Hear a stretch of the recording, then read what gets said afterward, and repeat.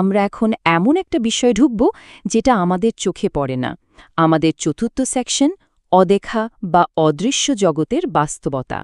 বদননজর বা ইভিলায়ের কনসেপ্টটা ক্লিয়ার করার জন্য সোর্সের দারুণ একটা ঐতিহাসিক ঘটনার উল্লেখ আছে।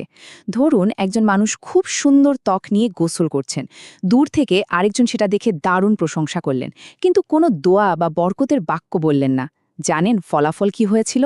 ওই গোসলরত মানুষটি সাথে সাথে বদনজরের প্রভাবে অজ্ঞান হয়ে পড়ে গিয়েছিলেন। ভাবা যায় আধ্যাত্মিক প্রোটেকশন ছাড়া করা খুব ক্যাজুয়াল প্রশংসাও মাঝে মাঝে কতটা ভয়ঙ্কর হতে পারে, এটা তারই একটা ক্লাসিক উদাহরণ।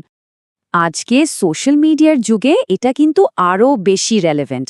এই যে আমরা কথায় কথায় নিজেদের সাকসেসগুলো ওভার শেয়ার করি, ওভার এক্সপোজড হয়ে পড়ি, এগুলো কিন্তু এক ধরনের বদনজরকে ইনভাইট করার মতোই। টেক্সট আমাদের সতর্ক করছে এই ইভিল আই থেকে, সম্পর্ক নষ্ট করতে ব্যবহৃত ব্ল্যাক ম্যাজিক থেকে।